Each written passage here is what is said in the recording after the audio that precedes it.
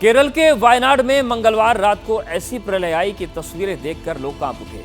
पहाड़ से 6 किलोमीटर दूर तक बहकर आए सैलाब ने 4 गांव को पूरी तरीके से तबाह कर दिया। वायनाड में आई जल प्रलय में अब तक 173 लोगों की मौत की पुष्टि हो चुकी है। पुल टूटने की वजह से कई इलाकों से संपर्क टूट चुका है, जबकि लगातार तेज बारिश की वजह से बचाव कार्य में भी मुश्किलें पेश आ रही हैं। प्रलय की वो रात इतनी भयानक थी कि 4 घंटे के भीतर 4 गांव को श्मशान बना दिया। घरों में सो रहे सैकड़ों लोग मौत की नींद सो गए।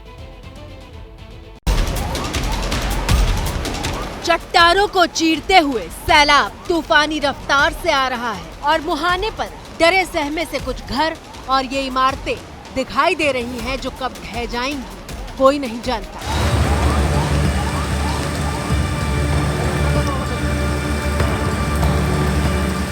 ये तस्वीर तो सिर्फ मिसाल भर है कि कैसे आधी रात को आई जल प्रलय ने केरल के वायनाड में अब तक की सबसे भयानक तबाही मचाई।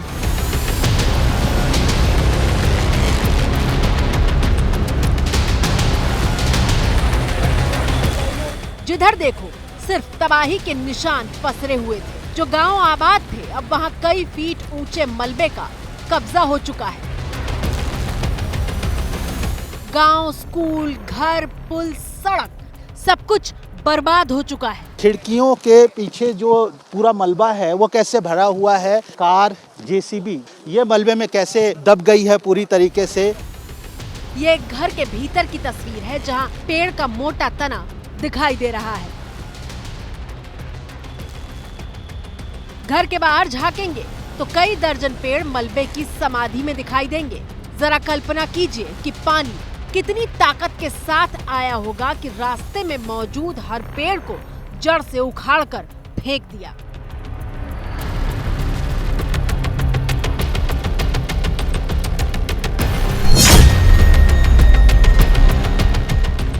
अब इस तस्वीर को गौर से देखिए। पानी के तेज बहाव और पत्थरों के बीच एक शख्स फंसा हुआ है और उसे बचाने के लिए बचाव दल के लोग कोशिश कर रहे हैं, लेकिन सैकड़ों लोगों को वायनाड में बचाया नहीं जा सका।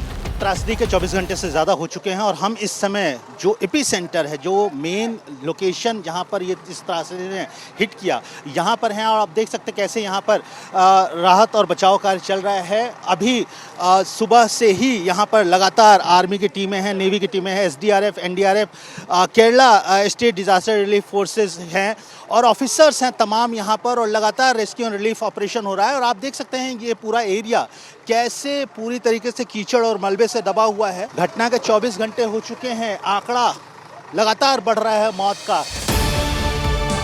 हम आपको बताते हैं कि आखिर केरल के वायनाड में हुआ क्या था। आखिर मंगलवार को आई जल प्रलय की आहट का अंदाजा क्यों नहीं हुआ।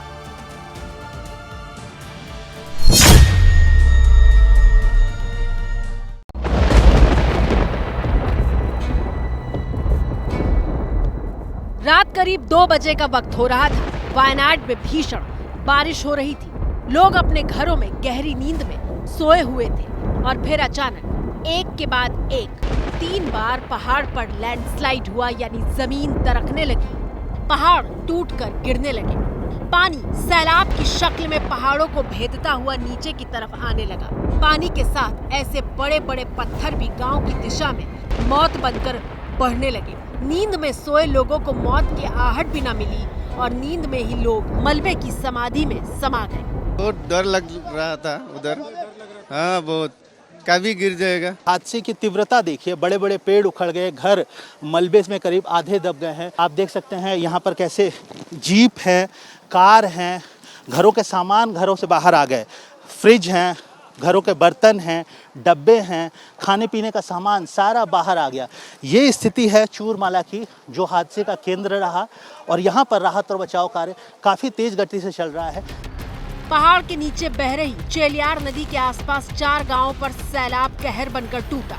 400 से ज्यादा घर कुछ सेकंड के भीतर मलबे का ढेर बन गए। भूस्खलन की खबर प्रशासन तक पहुंची तो 2 घंटे के भीतर बचाव अभियान शुरू किया गया।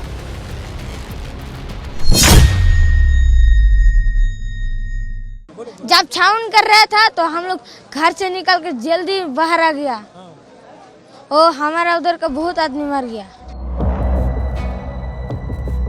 लेकिन बचाव अभियान शुरू होने तक 500 से ज्यादा लोग कई फीट मलबे के नीचे दब चुके थे।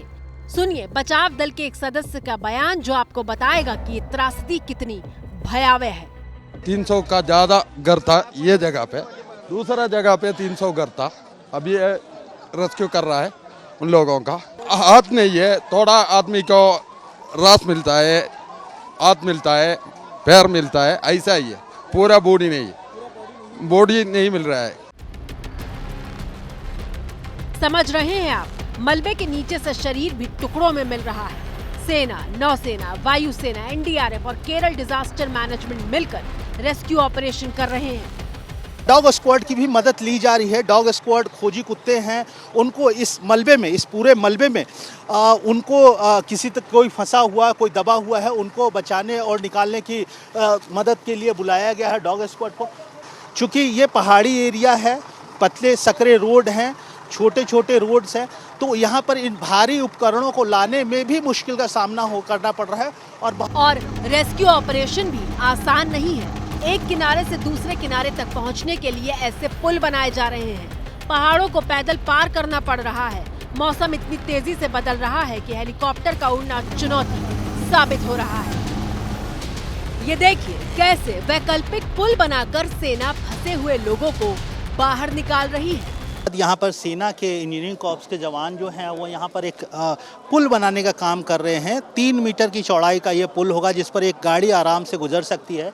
नदी के इस पार से लेकर नदी के उस पार, नदी के दोनों तरफ गांव बसे हैं और तबाही के बाद यहाँ आवागमन पूरी तरीके से ठप हो गया था। पूरी तरीके से कनेक्टिविटी इस पार से उस पार ठप हो गई थी और उसके बीच उम्मीद की जा रही है कि अब कर सब कुछ सही रहा, मौसम ने साथ दिया, कोई अड़चन पैदा नहीं हुई, नई कोई दुविधा पैदा नहीं हुई, तो यह पुल जो है 24 घंटे के अंदर चालू हो जाएगा और उसके बाद और भी ज़्यादा जो है राहत और बचाव कार्य में तेजी होगी। 2 पत्थरों के बीच एक पतले से लोहे के पाइप के जरिए जिंदगी बचाने की जद्दोजहद की जा रही है। छोटे छोटे बच्चों को गोद में लेकर सेना के जवान पहाड़ के एक छोर से दूसरे छोर तक सुरक्षित लेकर आ रहे हैं। कई किलोमीटर के बेहद मुश्किल इलाके में मलबे के बीच एक इंच में देश की सेना जिंदगी के निशान तलाश रही है।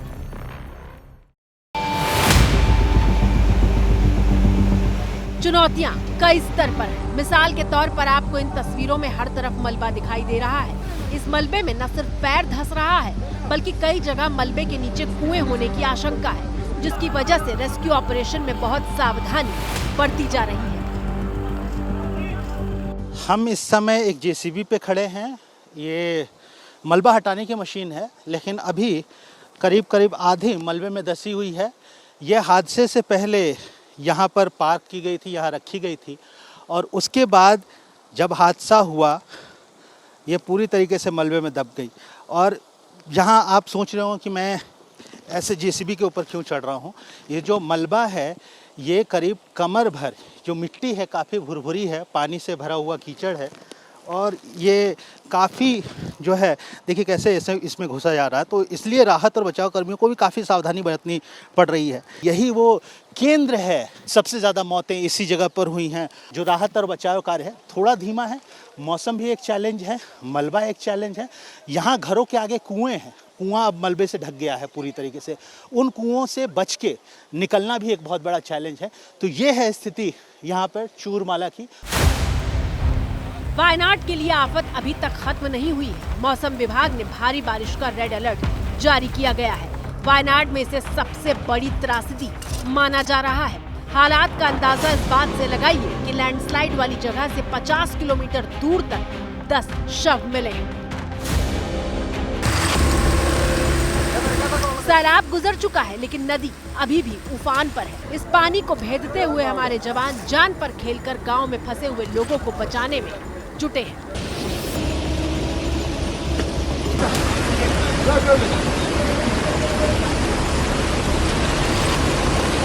हम इस समय हादसे के केंद्र चूरमाला में हैं। आप देख सकते हैं पीछे, यही वो जगह है जहां पर करीब अभी जो पानी और नदी दिख रही है और जो टापू जैसा दिख रहा है, यहाँ पर किसी समय इस हादसे से पहले, इस लैंडस्लाइड से पहले करीब आधा दर्जन घर होते थे। आप देख सकते हैं एक घर जो जैसे नुमा आपको दिख रहा है वो डेबरी में, मलबे में दबा हुआ है।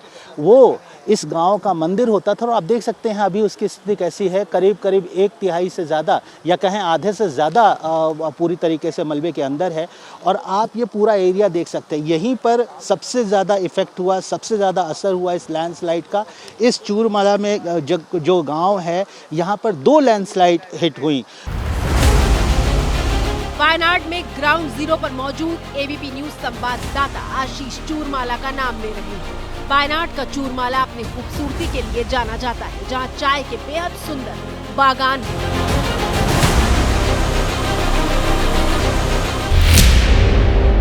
लेकिन मंगलवार को आए सैलाब ने चूरमाला की तस्वीर बेहद बदसूरत बना दी।